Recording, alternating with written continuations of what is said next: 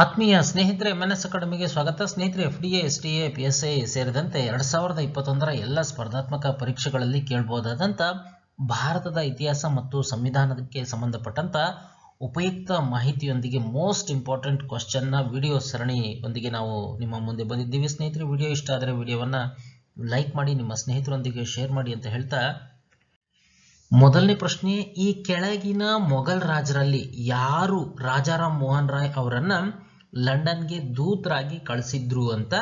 ಇದಕ್ಕೆ ಸರಿಯಾದಂಥ ಉತ್ತರ ಆಪ್ಷನ್ 3, ಅಕ್ಬರ್ ಸೆಕೆಂಡ್ ಅಂತ.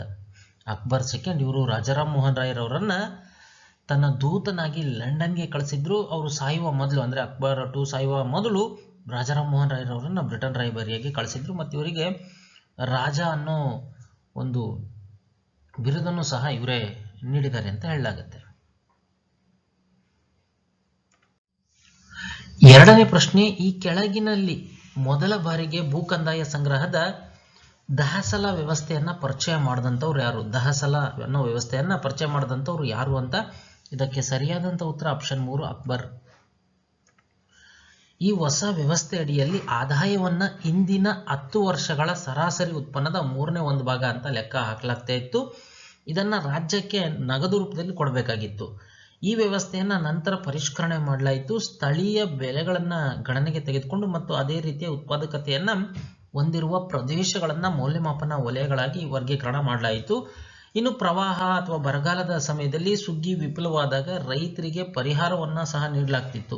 ಅಕ್ಬರನ ಈ ದಹಸಲ ವ್ಯವಸ್ಥೆಯ ಕೀರ್ತಿ ಅಥವಾ ಜಪ್ತಿ ಅಂತಾನು ಕರೀತಾರೆ. ಇದು ತೋಡರ್ ಮಲ್ಲನಿಗೆ ಸಲ್ಲಬೇಕಾಗಿತ್ತು. ಈ ತೋಡರ್ ಮಲ್ಲ ಶೇರ್ ಶಾ ಸೂರಿಯ ಅಡಿಯಲ್ಲಿ ಕಂದಾಯ ಅಧಿಕಾರಿಯು ಆಗಿಯೂ ಸಹ ಸೇವೆಯನ್ನ ಸಲ್ಲಿಸಿದ್ರು. ಮೂರನೇ ಪ್ರಶ್ನೆ, ಈ ಕೆಳಗಿನವುಗಳ ಪುಸ್ತಕಗಳಲ್ಲಿ ಮೊಘಲ್ನ ರಾಜಮನೆತನದ ಹೆಣ್ಣು ಮಗಳು ಬರೆದಿದ್ದಾರೆ. ಆ ಪುಸ್ತಕ ಯಾವುದು ಅಂತ. ಇದಕ್ಕೆ ಸರಿಯಾದಂಥ ಉತ್ತರ ಆಪ್ಷನ್ 3, ಹುಮಾಯೂನ್ ನಾಮ ಅಂತ. ಹುಮಾಯೂನ್ ನಾಮ ಇದು ಮೊಘಲ್ ಸಾಮ್ರಾಜ್ಯದ 2ನೇ ಚಕ್ರವರ್ತಿ ಹುಮಾಯೂನ್. ಅವರು 1530ರಿಂದ 1540 ಮತ್ತೆ 1555ರಿಂದ 1556 ಈ 2 ಅವಧಿಯಲ್ಲಿ ಆಳಿದ್ರು. ಅವರ ಸಹೋದರಿ ಗುಲ್ಬದನ್ ಬೇಗಂ ರವರು ಅಕ್ಬರ್ ಅವರ ಕೋರಿಕೆಯ ಮೇರೆಗೆ ಹುಮಾಯೂನ್ ನಾಮ ಎಂಬ ಅವರ ಜೀವನ ಚರಿತ್ರೆಯನ್ನು ಬರೆದಿದ್ದಾರೆ. 4ನೇ ಪ್ರಶ್ನೆ, ಈ ಕೆಳಗಿನವುಗಳಲ್ಲಿ ಯಾವುದು ತಪ್ಪಾಗಿ ಹೊಂದಾಣಿಕೆಯಾಗಿದೆ ಅಂತ. ಕ್ವಿಟ್ ಇಂಡಿಯಾ ಆಕ್ಟ್ 1784 ಕಂಪನಿ ವ್ಯವಹಾರಗಳಿಗೆ ಮಾರ್ಗದರ್ಶನ ಮತ್ತು ನಿಯಂತ್ರಣಕ್ಕಾಗಿ ನಿಯಂತ್ರಣ ಮಂಡಳಿ ಸ್ಥಾಪನೆ ಮಾಡಿದಂಥದ್ದು. ಇನ್ನು 1813ರ ಚಾರ್ಟರ್ ಆಕ್ಟ್ ಕಂಪನಿಯೊಂದಿಗಿನ ಭಾರತದ ವ್ಯಾಪಾರದ ಏಕಸ್ವಾಮ್ಯ ಕೊನೆಗೊಳಿತು ಅಂತ.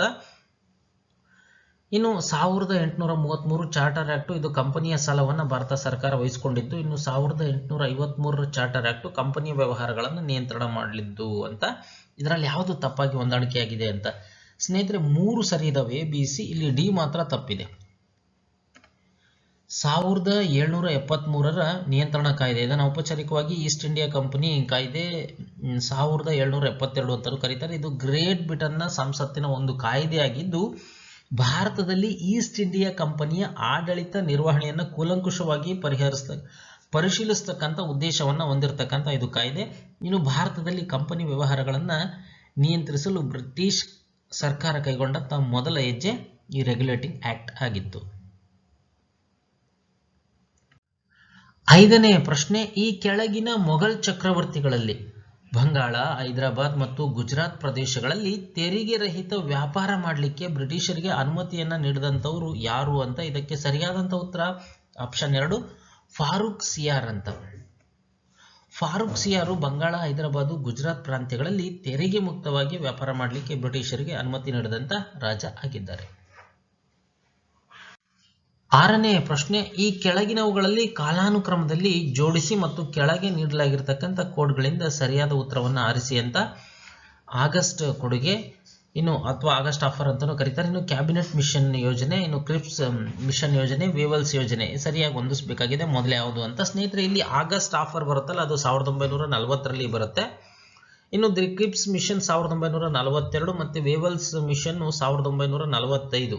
ಹಾಗಾಗಿ ಇಲ್ಲಿ ಸಿ ಆಪ್ಷನ್ ಬರುತ್ತೆ. ಇನ್ನು ಕ್ಯಾಬಿನೆಟ್ ಮಿಷನ್ ಯೋಜನೆ 1946ರಲ್ಲಿ ಆಗತ್ತೆ. ಹಾಗಾಗಿ 1, 3, 4, 2 ಅನ್ನೋದು ಬರುತ್ತೆ. ಸಿ ಆಪ್ಷನ್ ಇಲ್ಲಿ ಸರಿಯಾಗತ್ತೆ. ಏಳನೇ ಪ್ರಶ್ನೆ, ಈ ಕೆಳಗಿನ ಘಟನೆಗಳನ್ನ ಕಾಲಾನುಕ್ರಮದಲ್ಲಿ ಜೋಡಿಸಿ ಮತ್ತು ಕೆಳಗೆ ನೀಡಿರುವ ಕೋಡ್ಗಳನ್ನು ಬಳಸಿಕೊಂಡು ಸರಿಯಾದ ಉತ್ತರವನ್ನು ಆರಿಸಿ ಅಂತ. ಅಮೃತಸರ ಘಟನೆ, ಚೌರಾಚೌರಿ ಘಟನೆ, ಚಂಪಾರಣ್ಯ ಚಳುವಳಿ, ಮೋಪ್ಲಾ ದಂಗೆ ಯಾವುದು ಕಾಲಾನುಕ್ರಮಣೆಗೆ ಬರುತ್ತೆ ಅಂತ. ಸ್ನೇಹಿತರೆ, ಇಲ್ಲಿ ಚಂಪಾರಣ್ ಚಳುವಳಿ ಇದೆಯಲ್ಲ, ಅದು ಮೊದಲು ಬರುತ್ತೆ 1917ನೇ ಇಸ್ವಿಯಲ್ಲಿ. ನಂತರ ಮತ್ತೆ ಅಮೃತಸರದ ಘಟನೆ ಗೊತ್ತಿದೆ ನಮಗೆ 1919ರಲ್ಲಿ, ಅದು ಎರಡನೇದಾದ್ರೆ. ಇನ್ನು ಮೋಪ್ಲಾ ದಂಗೆ 1921, ಇನ್ನು ಚೌರಾಚೌರಿ ಘಟನೆ 1922ರಲ್ಲಿ ಆಗತ್ತೆ. ಹಾಗಾಗಿ ಇಲ್ಲಿ ಸಿ ಆಪ್ಷನ್ ಸರಿ ಆಗತ್ತೆ. CADB ಅಂತ ತಗೋಬಹುದು ನಾವು.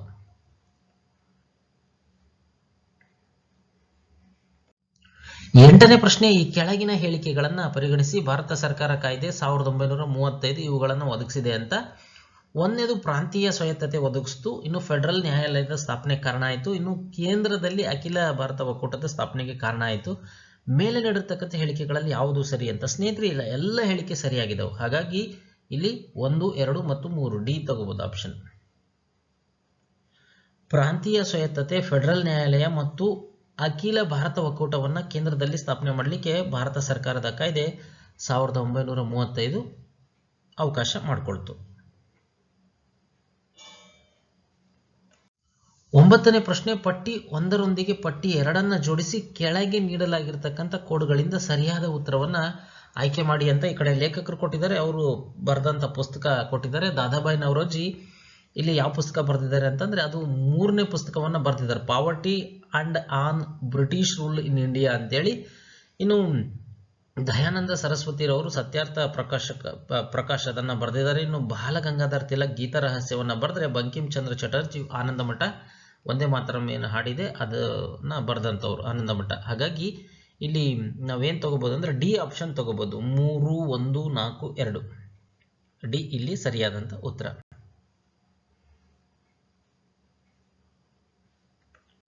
10ನೇ ಪ್ರಶ್ನೆ, ಈ ಕೆಳಗಿನವುಗಳಲ್ಲಿ ಕಾಲಾನುಕ್ರಮಣದಲ್ಲಿ ಜೋಡಿಸಿ ಅಂತ. ಬಂಗಾಳದ ವಿಭಜನೆ, ಚೌರಾಚೌರಿ ಘಟನೆ, ಮೊದಲ ರೌಂಡ್ ಟೇಬಲ್ ಕಾನ್ಫರೆನ್ಸ್ ಅಂತ ಯಾವುದು ಅಂತ. ಸ್ನೇಹಿತರೆ, ಇಲ್ಲಿ ಎ ಸರಿಯಾಗತ್ತೆ. ಅಂದ್ರೆ ಬಂಗಾಳದ ವಿಭಜನೆ ಮೊದಲು ನಡೀತು 1905ರಲ್ಲಿ, ಅಕ್ಟೋಬರ್ 16ರಂದು ನಡೀತು. ಇನ್ನು ಚೌರಾಚೌರಿ ಘಟನೆ ಇದೆಯಲ್ಲ, ಇದು ಫೆಬ್ರವರಿ 5, 1922ರಂದು ಬ್ರಿಟಿಷ್ ಭಾರತದ ಯುನೈಟೆಡ್ ಪ್ರಾಂತ್ಯವಾದಂಥ ಗೋರಖ್ಪುರ್ ಜಿಲ್ಲೆಯ ಚೌರಾಚೌರಿ ಇಲ್ಲಿ ನಡೀತು. ಇನ್ನು ಮೊದಲ ರೌಂಡ್ ಟೇಬಲ್ ಸಮ್ಮೇಳನ ಕಿಂಗ್ ಜಾರ್ಜ್ 5 ಇವರು ಅಧಿಕೃತವಾಗಿ ಪ್ರಾರಂಭ ಮಾಡಿದ್ರು 1930 ನವೆಂಬರ್ 12 ಲಂಡನ್ನಲ್ಲಿ. ಹಾಗಾಗಿ ಇಲ್ಲಿ ಎ ಆಪ್ಷನ್ ಸರಿಯಾಗತ್ತೆ. 1, 2, 3.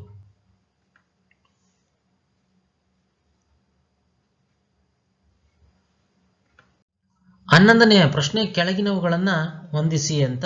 ಪಟ್ಟಿ 1 ಭಾರತೀಯ ರಾಷ್ಟ್ರೀಯ ಕಾಂಗ್ರೆಸ್ ಅಧಿವೇಶನ ಮತ್ತು ಅದು ನಡೆದಂತ ಸ್ಥಳ ಯಾವುದು ಅಂತ. ಇಲ್ಲಿ 1ನೇ ಅಧಿವೇಶನ ಎಲ್ಲಿ ನಡೀತು ಅಂತ ಕೇಳಿದ್ದಾರೆ.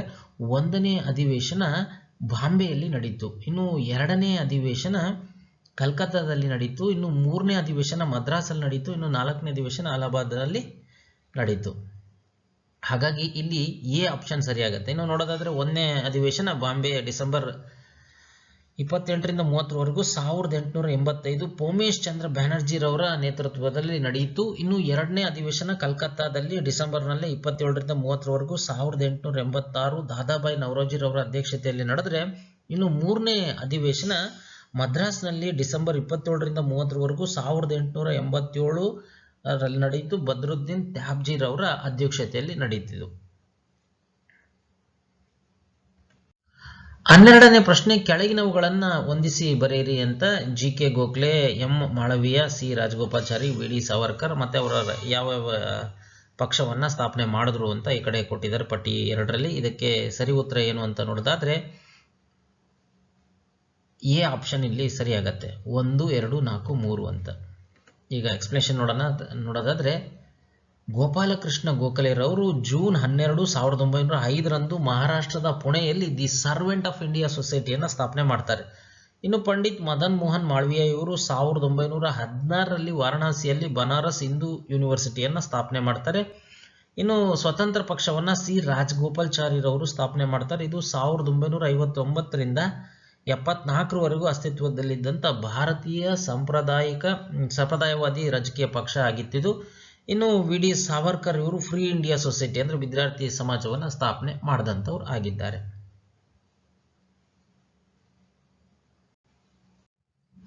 13ನೇ ಪ್ರಶ್ನೆ, ಕೆಳಗಿನ ಘಟನೆಗಳ ಸರಿಯಾದ ಅನುಕ್ರಮಣೆ ಯಾವುದು ಅಂತ. ರೌಲತ್ ಕಾಯ್ದೆ, ಗಾಂಧಿ ಇರ್ವಿನ್ ಒಪ್ಪಂದ, ಮಾರ್ಲೆಮೆಂಟೋ ರಿಫಾರ್ಮ್ಸ್ ಮತ್ತೆ ಇಲ್ಬರ್ಟ್ ಬಿಲ್ ಯಾವುದು ಅಂತ. ಸ್ನೇಹಿತರೆ, ಇಲ್ಲಿ ಸರಿಯಾದ ಕಾಲಾನುಕ್ರಮಣ ಹೇಳೋದಾದ್ರೆ ಮೊದಲು 4 ಬರುತ್ತೆ, ಅಂದ್ರೆ ಇಲ್ಬರ್ಟ್ ಬಿಲ್ ಬರುತ್ತೆ, ನಂತರ ಮಾರ್ಲೆಮೆಂಟೋ ಸುಧಾರಣೆ ಬಂದ್ರೆ, ನಂತರ ರೌಲಟ್ ಕಾಯ್ದೆ ಬರುತ್ತೆ, ನಂತರ ಗಾಂಧಿ ಇರ್ವಿನ್ ಒಪ್ಪಂದ ಬರುತ್ತೆ. ಅಂದ್ರೆ ಡಿ ಆಪ್ಷನ್ ಇಲ್ಲಿ ಸರಿಯಾಗತ್ತೆ.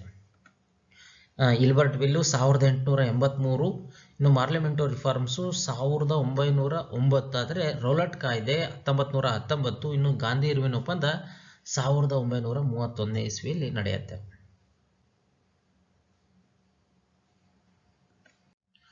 14ನೇ ಪ್ರಶ್ನೆ, ಕೆಳಗಿನವುಗಳನ್ನು ಹೊಂದಿಸಿ ಬರೆಯಿರಿ ಮತ್ತೆ ವ್ಯಕ್ತಿ ಪಟ್ಟಿ 1ರಲ್ಲಿ ಕೊಟ್ಟಿದ್ದಾರೆ, ಇನ್ನು ಪಟ್ಟಿ 2ರಲ್ಲಿ ಸತ್ಯಾಗ್ರಹ ಯಾವ್ಯಾವ ಸತ್ಯಾಗ್ರಹ ಅವರು ಮಾಡಿದ್ರು ಅಂತ ಕೊಟ್ಟಿದ್ದಾರೆ. ರಾಜ್ಕುಮಾರ್ ಶುಕ್ಲಾ, ಅಂಬಾಲಾಲ್ ಸಾರಾಭಾಯಿ, ಇಂದುಲಾಲ್ ಯಾಗ್ನಿಕ್, ವಲ್ಲಭಾಯ್ ಪಟೇಲ್ ರವರು ಯಾವ ಸತ್ಯಾಗ್ರಹ ಮಾಡಿದ್ರು ಅಂತ. ಈಗ ಇದಕ್ಕೆ ಸರಿ ಉತ್ತರ ನೋಡೋದಾದ್ರೆ ಸಿ ಇಲ್ಲಿ ಸರಿ ಉತ್ತರ ಆಗತ್ತೆ. ಅದಕ್ಕೆ ವಿವರಣೆ ನೋಡೋಣ. ಸ್ಥಳೀಯ ನಾಯಕ ರಾಜ್ಕುಮಾರ್ ಶುಕ್ಲಾರವರ ಪುನರಾವರ್ತಿತ ಕೋರಿಕೆ ಮೇಲೆ ಗಾಂಧೀಜಿರವರು ಚಂಪಾರಣ ಸತ್ಯಾಗ್ರಹವನ್ನು ಪ್ರಾರಂಭ ಮಾಡಿದ್ರು. ಹಾಗಾಗಿ ಇಲ್ಲಿ ರಾಜ್ಕುಮಾರ್ ಶುಕ್ಲಾರವರು ಚಂಪಾರಣ ಸತ್ಯಾಗ್ರಹ ಅಂತ ನಾವು ತಗೋಬಹುದು. ಅಂದ್ರೆ ಎಗೆ 4 ಅಂತ. ಇನ್ನು ಅಂಬಾಲಾಲ್ ಸಾರಾಭಾಯಿ ಅವರು ಅಹಮದಾಬಾದ್ನ ಕೈಗಾರಿಕೆ ಉದ್ಯಮಿ. ಇವರು ಅಹಮದಾಬಾದ್ನಲ್ಲಿ ನಡೆದಂತ ಸ್ವತಂತ್ರ ಸಂಗ್ರಾಮಕ್ಕೆ ಅವರು ವೈಯಕ್ತಿಕ ಮತ್ತು ಆರ್ಥಿಕ ನೆರವನ್ನ ನೀಡುತ್ತಾರೆ. ಹಾಗಾಗಿ ಅಂಬಾಲಾಲ್ ಸಾರಾಭಾಯಿ ಇವರು ಅಹಮದಾಬಾದ್ ಮಿಲ್ ಸ್ಟ್ರೈಕ್ಗೆ ಸಂಬಂಧಪಡ್ತಾರೆ.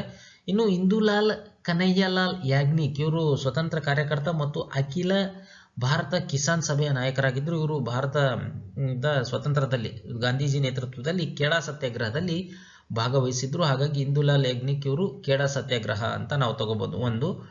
ಇನ್ನು ವಲ್ಲಭಾಯ್ ಪಟೇಲ್ ಇವರು ನ್ಯಾಯವಾದಿ ಮತ್ತು ಭಾರತದ ಸ್ವತಂತ್ರ ಹೋರಾಟದ ನಾಯಕರಾಗಿದ್ದರು. ಇವರು 30% ಏನು ತೆರಿಗೆ ಹೆಚ್ಚು ಮಾಡಿದ್ರು. ಅದರ ವಿರುದ್ಧ ಬ್ರಿಟಿಷರ ವಿರುದ್ಧ ಗುಜರಾತ್ನಲ್ಲಿ ಬಾರ್ಡೋಲಿ ಸತ್ಯಾಗ್ರಹವನ್ನು ಇವರು ಪ್ರಾರಂಭ ಮಾಡ್ತಾರೆ. ಹಾಗಾಗಿ ಇಲ್ಲಿ ವಲ್ಲಭಾಯ್ ಪಟೇಲ್ ಅಂತಂದ್ರೆ 3ನೇ ಇದು ತಗೋಬಹುದು, ಬಾರ್ಡೋಲಿ ಸತ್ಯಾಗ್ರಹ ಆಗಿದೆ. 15ನೇ ಪ್ರಶ್ನೆ, ರಾಜಾರಾಮ್ ಮೋಹನ್ ರಾಯರ್ಗೆ ಸಂಬಂಧಿಸಿದಂತೆ ಈ ಕೆಳಗಿನ ಹೇಳಿಕೆಗಳನ್ನ ಪರಿಗಣಿಸಿ ಅಂತ. 1ನೇ ಸ್ಟೇಟ್ಮೆಂಟು, ಭಾರತೀಯ ಸಮಾಜದಲ್ಲಿ ರಾಷ್ಟ್ರೀಯ ಮತ್ತು ವೈಜ್ಞಾನಿಕ ಮನೋಭಾವವನ್ನು ಬೆಳೆಸಲಿಕ್ಕೆ ಪಾಶ್ಚಿಮಾತ್ಯ ಶಿಕ್ಷಣದ ಹರಡುವಿಕೆ ಅಗತ್ಯ ಅಂತ ಅವರು ತಿಳಿದಿದ್ರು. ಇನ್ನು ಇವರು 19ನೇ ಶತಮಾನದ ಬಂಗಾಳದ ಧಾರ್ಮಿಕ ಮತ್ತು ಸಾಮಾಜಿಕ ಸುಧಾರಣಾ ಚಳವಳಿಯಲ್ಲಿ ಪ್ರವರ್ತಕ ಪಾತ್ರವನ್ನ ಇವರು ವಹಿಸಿದ್ರು ಅಂತ. ಮೇಲೆ ನಡೆದಿರ್ತಕ್ಕಂಥ ಹೇಳಿಕೆಗಳಲ್ಲಿ ಯಾವುದು ಸರಿ ಅಂತ. ಸ್ನೇಹಿತರೆ, 2 ಹೇಳಿಕೆ ಸರಿಯಾಗಿದ್ದವು. ಹಾಗಾಗಿ ಸಿ ಆಪ್ಷನ್ ತಗೋಬಹುದು. ಇನ್ನು ರಾಜಾರಾಮ್ ಮೋಹನ್ ರಾಯ್ ಒಬ್ಬ ಭಾರತೀಯ ಸಾಮಾಜಿಕ ಶಿಕ್ಷಣ ಸುಧಾರಕರಾಗಿದ್ದು ಇವರನ್ನ ಆಧುನಿಕ ಭಾರತದ ನಿರ್ಮಾಪಕ, ಆಧುನಿಕ ಭಾರತದ ಪಿತಾಮಹ ಅಂತ ಕರೀತಾರೆ. ಇವರು ಮೇ 22, 1774ರಲ್ಲಿ ಬಂಗಾಳಿ ಹಿಂದೂ ಕುಟುಂಬದಲ್ಲಿ ಜನಿಸ್ತಾರೆ. ಇವರು ಮೊದಲು ಭಾರತೀಯ ಸಾಮಾಜಿಕ ಧಾರ್ಮಿಕ ಸುಧಾರಣಾ ಚಳುವಳಿಗಳಲ್ಲಿ ಒಂದಾದಂಥ ಬ್ರಹ್ಮ ಸಮಾಜದ ಸ್ಥಾಪಕರಾಗಿದ್ದಾರೆ. ಇನ್ನು ಇವರು ಇಂಗ್ಲಿಷು, ವಿಜ್ಞಾನ, ವೆಸ್ಟರ್ನ್ ಮೆಡಿಷನ್ ತಂತ್ರಜ್ಞಾನದ ಅಧ್ಯಯನವನ್ನು ಪ್ರತಿಪಾದನೆ ಮಾಡ್ತಾರೆ. ಇವರಿಗೆ ಮೊಘಲ್ ರಾಜ ಅಕ್ಬರ್ ಎರಡನೇ ಅಕ್ಬರ್ ಇವರಿಗೆ ರಾಜ ಅನ್ನೋ ಬಿರುದನ್ನ ನೀಡಿದ್ರು. 16ನೇ ಪ್ರಶ್ನೆ, ಇಲ್ಲಿ ಪ್ರತಿಪಾದನೆ ಕೊಟ್ಟಿದ್ದಾರೆ ಮತ್ತೆ ಅದಕ್ಕೆ ಕಾರಣನೂ ಸಹ ಕೊಟ್ಟಿದ್ದಾರೆ. ಲಾರ್ಡ್ ಡಾಲ್ಹೌಸಿ ಭಾರತದಿಂದ ನಿರ್ಗಮಿಸಿದ ನಂತರ 1857ರಲ್ಲಿ ಭಾರತದಲ್ಲಿ ಮೊದಲ ಸ್ವಾತಂತ್ರ್ಯ ಸಂಗ್ರಾಮ ಜರುಗಿತು ಅಂತ. ಇನ್ನು ಅದಕ್ಕೆ ಕಾರಣ ಲಾರ್ಡ್ ಡಾಲ್ಹೌಸಿಯ ಸ್ವಾಧೀನತಾವಾದ ಅಂದ್ರೆ ವಶಪಡಿಸ್ಕೊಳ್ತಕ್ಕಂಥ ನೀತಿ ತೀವ್ರ ಅಸಮಾಧಾನವನ್ನು ಉಂಟು ಮಾಡ್ತು ಅಂತ. ಸೊ ಈ ಕಾರಣದಿಂದನೇ ಪ್ರಥಮ ಸ್ವಾತಂತ್ರ್ಯ ಸಂಗ್ರಾಮ ನಡೀತು ಅಂತ ಕಾರಣ ಪ್ರತಿಪಾದನೆ ಕೊಟ್ಟಿದ್ದಾರೆ. ಈಗ ನಾವಿಲ್ಲಿ ಏನ್ ಮಾಡಬೇಕು ಅಂತಂದ್ರೆ ಈ ಕಾರಣ ಮತ್ತು ಪ್ರತಿಪಾದನೆ ಎರಡೂ ನಿಜ ಮತ್ತು ಅದಕ್ಕೆ ವಿವರಣೆ ಸರಿಯಾಗಿದೆಯಾ ಅಥವಾ ಇಲ್ವೇ ಅಥವಾ ಎರಡೂ ಸುಳ್ಳೆ ಅನ್ನೋದನ್ನ ನಾವು ತೀರ್ಮಾನ ಮಾಡಬೇಕಾಗುತ್ತೆ. ಸ್ನೇಹಿತರೆ, ಇಲ್ಲಿ ಈ ಲಾರ್ಡ್ ಡಾಲ್ಹೌಸಿ ಭಾರತದಿಂದ ಹೋದ ನಂತರ ಸ್ವತಂತ್ರ ಸಂಗ್ರಾಮ ನಡೀತು, ಅದು ಸರಿ, ಮತ್ತು ಅದಕ್ಕೆ ಕಾರಣನೂ ಸಹ ಲಾರ್ಡ್ ಡಾಲ್ಹೌಸಿನೇ ಕಾರಣ. ಹಾಗಾಗಿ ಇಲ್ಲಿ ಎ ಸ್ಟೇಟ್ಮೆಂಟ್ ಸರಿಯಾಗತ್ತೆ. ಈಗ ವಿವರಣೆಯನ್ನ ನೋಡೋಣ. ದತ್ತು ಪುತ್ರರಿಗೆ ಹಕ್ಕಿಲ್ಲ ಅನ್ನೋ ಸಿದ್ಧಾಂತವನ್ನ ಲಾರ್ಡ್ ಡಾಲ್ಹೌಸಿ ಪರಿಚಯ ಮಾಡ್ತಾನೆ. ಹಾಗಾಗಿ ಸತಾರಾ, ಜೈಪುರ, ಸಂಬಲ್ಪುರ, ಉದಯಪುರ, ಝಾನ್ಸಿ, ನಾಗ್ಪುರ ಸೇರಿದಂತೆ ಇನ್ನೂ ಅನೇಕ ರಾಜ್ಯ ಸಂಸ್ಥಾನಗಳು ಈ ಸಿದ್ಧಾಂತದ ಅನ್ವಯದಿಂದ ಸ್ವಾಧೀನಪಡಿಸಿಕೊಂಡಂತ ರಾಜ್ಯಗಳಾಗಿದ್ದಾವೆ. ಇನ್ನು ಈ ಸ್ವಾಧೀನ ನೀತಿಯ ಕಾರಣದಿಂದಾಗಿ ಭಾರತೀಯ ಸಮಾಜದ ಅನೇಕ ವರ್ಗಗಳು ಮತ್ತು ಹೆಚ್ಚಾಗಿ ಸ್ಥಳೀಯ ಸಶಸ್ತ್ರ ಪಡೆಗಳ ನಡುವೆ ಏನು ಅಸಮಾಧಾನ ಇತ್ತು, ಇದು 1857ರ ಭಾರತೀಯ ದಂಗೆಯ ಸಮಯದಲ್ಲಿ ಏನು ಪದಚ್ಯುತ ರಾಜವಂಶಗಳು ಇದ್ವು ಇದರ ಹಿಂದೆ ಒಟ್ಟುಗೂಡಿದ್ವು. ಇದನ್ನ 1857ರ ಸಿಪಾಯಿ ದಂಗೆ ಅಂತ ನಾವು ಕರಿತೀವಿ.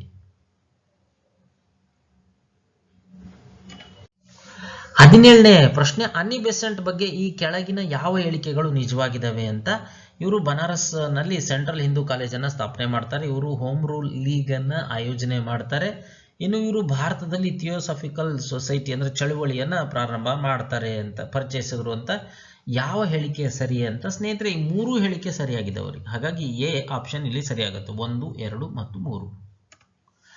ಅನ್ನಿ ಬೆಸೆಂಟ್ 1847ರಿಂದ 1933ವರೆಗೂ ಇವರು ಜೀವಿತಾವಧಿಯಾಗಿರುತ್ತೆ. ಇವರು 1907ರಿಂದ 1933ವರೆಗೆ ಥಿಯೋಸಾಫಿಕಲ್ ಸೊಸೈಟಿಯ 2ನೇ ಅಧ್ಯಕ್ಷರಾಗಿರ್ತಾರೆ. ಇನ್ನು ಇವರು ಬನಾರಸ್ನಲ್ಲಿ ಕೇಂದ್ರ ಹಿಂದೂ ಕಾಲೇಜನ್ನು ಸ್ಥಾಪನೆ ಮಾಡ್ತಾರೆ. ಇನ್ನು ಅನ್ನಿ ಬೆಸೆಂಟ್ 1916ರಲ್ಲಿ ಲೋಕಮಾನ್ಯ ಬಾಲ ಗಂಗಾಧರ್ ತಿಲಕ್ ಅವರೊಂದಿಗೆ all India home rule league ಅನ್ನ ಸ್ಥಾಪನೆ ಮಾಡ್ತಾರೆ.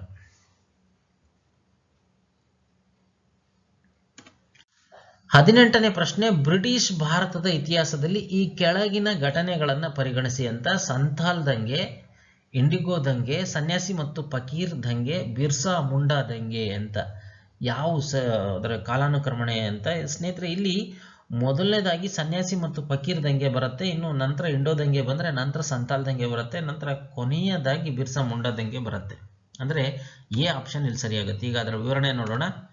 ಸಂಥಾಲ್ ದಂಗೆ ಇದು ಜನವರಿ 3, 1856ರಲ್ಲಿ ಪೂರ್ವ ಭಾರತದ ಇಂದಿನ ಜಾರ್ಖಂಡ್ನಲ್ಲಿ ಬ್ರಿಟಿಷ್ ವಸಾಹತುಶಾಹಿ ಪ್ರಾಧಿಕಾರ ಮತ್ತು ಸಂಥಾಲ್ ಜನರು ಈ ಮೇಲ್ಜಾತಿಯ ಜಮೀನ್ದಾರಿ ವ್ಯವಸ್ಥೆಗಳ ವಿರುದ್ಧ ಸ್ಥಳೀಯ ದಂಗೆ ಇದಾಗಿತ್ತು. ಇನ್ನು ಇಂಡಿಗೋ ದಂಗೆ ಒಂದು ರೈತ ಚಳುವಳಿಯಾಗಿದ್ದು 1859ರಲ್ಲಿ ಬಂಗಾಳದಲ್ಲಿ ಉದ್ಭವಿಸಿದಂಥ ಇಂಡಿಗೋ ಪ್ಲಾಂಟರ್ಗಳ ವಿರುದ್ಧದ ಇಂಡಿಗೋ ರೈತರ ದಂಗೆ ಇದಾಗಿದೆ. ಇನ್ನು ಸನ್ಯಾಸಿ ಮತ್ತು ತಪಸ್ವಿಗಳು ಅಂತಂದ್ರೆ ಸಾಧುಗಳು, ಈ ದಂಗೆಯಲ್ಲಿ ಹಿಂದೂ ಮತ್ತು ಮುಸ್ಲಿಂ ತಪಸ್ವಿಗಳು ಸೇರಿದಂತೆ ಸನ್ಯಾಸಿ ಅಥವಾ ಫಕೀರರು 1770ರಲ್ಲಿ ಬಂಗಾಳದ ಬರಗಾಲದ ನಂತರ ದಬ್ಬಾಳಿಕೆ ತೆರಿಗೆ ವಸೂಲಿ ಮಾಡ್ತಾ ಇದ್ರು, ಅದರ ವಿರುದ್ಧ ನಿಂತಂತ ಒಂದು ದಂಗೆ ಸನ್ಯಾಸಿ ಮತ್ತು ಫಕೀರರ ದಂಗೆ ಆಗಿದೆ. ಇನ್ನು ಬಿರ್ಸಾ ಭಾರತೀಯ ಬುಡಕಟ್ಟು ಸ್ವಾತಂತ್ರ್ಯ ಹೋರಾಟಗಾರರು ಮತ್ತು ಜನಪದ ವೀರರಾಗಿದ್ದರು. ಇವರು ಮುಂಡಾ ಬುಡಕಟ್ಟು ಜನಾಂಗದವರು, ಇವರು ಹೋರಾಟ ಮಾಡಿದಂಥವ್ರು ಆಗಿದೆ.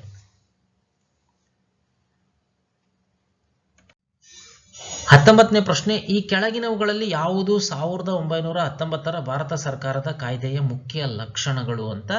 ಮುಸ್ಲಿಮರಿಗೆ ಪ್ರತ್ಯೇಕ ಮತದಾನದ ಪರಿಚಯವನ್ನ ಮಾಡಲಾಯಿತು. ಇನ್ನು ಕೇಂದ್ರದಿಂದ ಪ್ರಾಂತ್ಯಗಳಿಗೆ ಶಾಸಕಾಂಗದ ಅಧಿಕಾರದ ಹಂಚಿಕೆ, ಕೇಂದ್ರ ಮತ್ತು ಪ್ರಾಂತೀಯ ಶಾಸಕಾಂಗಗಳ ವಿಸ್ತರಣೆ ಮತ್ತು ಪುನರ್ನಿರ್ಮಾಣ ಅಂತ. ಕೆಳಗೆ ನೀಡಲಾದಂಥ ಕೋಡ್ಗಳನ್ನು ಬಳಸಿಕೊಂಡು ಸರಿಯಾದ ಉತ್ತರವನ್ನು ಆಯ್ಕೆ ಮಾಡಿ ಅಂತ.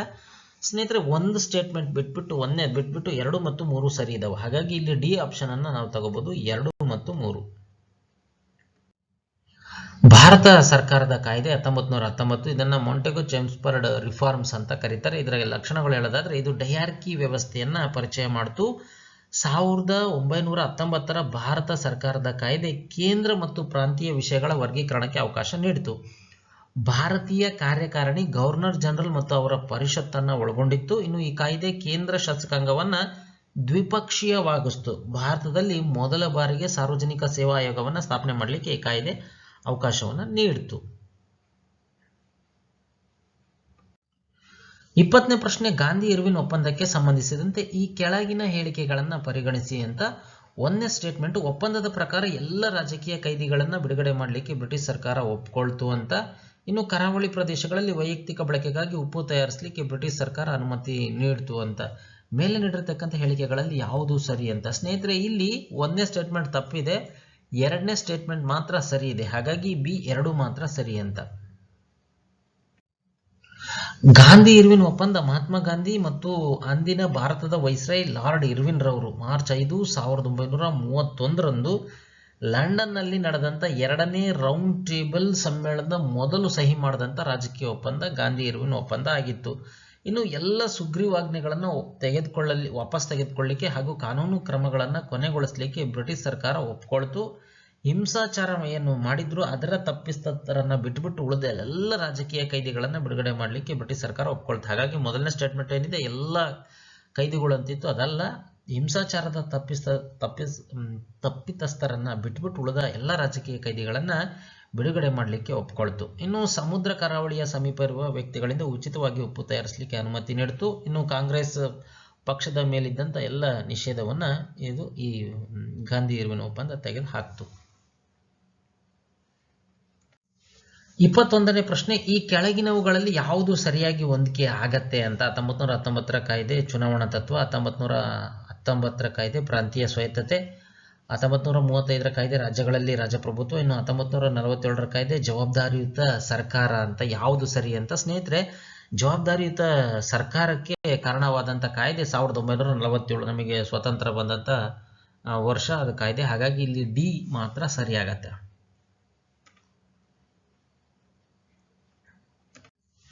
22ನೇ ಪ್ರಶ್ನೆ, ಭಾರತೀಯ ಸಂವಿಧಾನದ ತಾತ್ವಿಕ ಅಡಿಪಾಯ ಯಾವುದು ಅಂತ. ಭಾರತ ಸಂವಿಧಾನದ ತಾತ್ವಿಕ ಅಡಿಪಾಯ ಯಾವುದು ಅಂತ ಸ್ನೇಹಿತರೆ, ಇದಕ್ಕೆ ಡಿ ಆಪ್ಷನ್ ಪ್ರಸ್ತಾವನೆ ಅಂತ ಕರೀತಾರೆ, ಪ್ರಿಯಾಂಬಲ್ ಅಂತ ಕರೀತಾರೆ. ಇದೇ ನಮ್ಮ ಭಾರತೀಯ ಸಂವಿಧಾನದ ತಾತ್ವಿಕ ಅಡಿಪಾಯ ಆಗಿದೆ. ಸಂವಿಧಾನ ಭಾರತವನ್ನ ಸಾರ್ವಭೌಮ, ಸಮಾಜವಾದಿ, ಜಾತ್ಯತೀತ, ಪ್ರಜಾಪ್ರಭುತ್ವ ಗಣರಾಜ್ಯ ಅಂತ ಘೋಷಿಸುತ್ತೆ. ತನ್ನ ನಾಗರಿಕರಿಗೆ ನ್ಯಾಯ, ಸಮಾನತೆ ಮತ್ತು ಸ್ವಾತಂತ್ರ್ಯವನ್ನು ನೀಡುತ್ತೆ. ಹಾಗೆ ಭಾತೃತ್ವವನ್ನು ಉತ್ತೇಜಿಸ್ತಕ್ಕಂಥ ಪ್ರಯತ್ನಗಳನ್ನು ಸಹ ಇದು ನೀಡುತ್ತೆ. ಪ್ರಸ್ತಾವನೆ.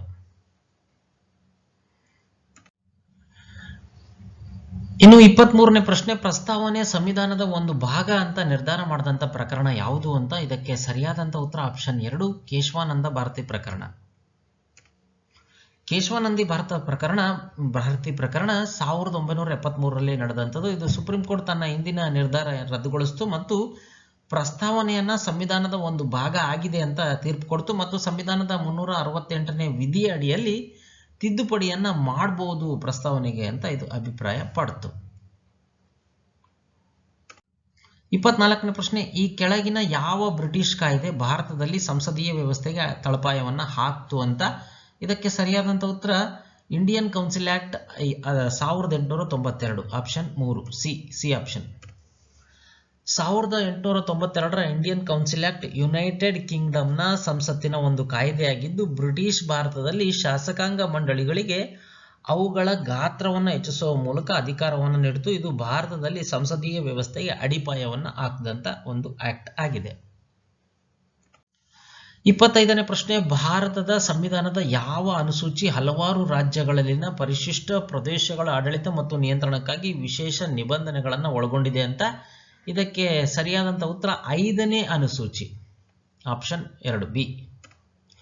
5ನೇ ಅನುಸೂಚಿ ಪ್ರಕಾರ ತ್ರಿಪುರ, ಅಸ್ಸಾಮು, ಮೇಘಾಲಯ, ಮಿಜೋರಾಂ ಹೊರತುಪಡಿಸಿಬಿಟ್ಟು ಇತರೆ ರಾಜ್ಯಗಳಲ್ಲಿನ ಪರಿಶಿಷ್ಟ ಪ್ರದೇಶಗಳ ನಿಯಂತ್ರಣ ಮತ್ತು ಆಡಳಿತಕ್ಕೆ ಸಂಬಂಧಿಸಿದೆ. ಇನ್ನು ಈ 6ನೇ ಅನುಸೂಚಿ ಇದೆಯಲ್ಲ, ಅದು ಅಸ್ಸಾಮು, ಮೇಘಾಲಯ, ಮಿಜೋರಾಂ ಮತ್ತು ತ್ರಿಪುರ ರಾಜ್ಯದ ಬುಡಕಟ್ಟು ಪ್ರದೇಶಗಳ ಆಡಳಿತ ಮತ್ತು ನಿಯಂತ್ರಣದ ಬಗ್ಗೆ ವ್ಯವಹರಿಸುತ್ತೆ. ಸ್ನೇಹಿತರೆ, ವಿಡಿಯೋವನ್ನು ನೋಡಿದಂಥ ಎಲ್ಲರಿಗೂ ಧನ್ಯವಾದಗಳು. ನಮಸ್ಕಾರ.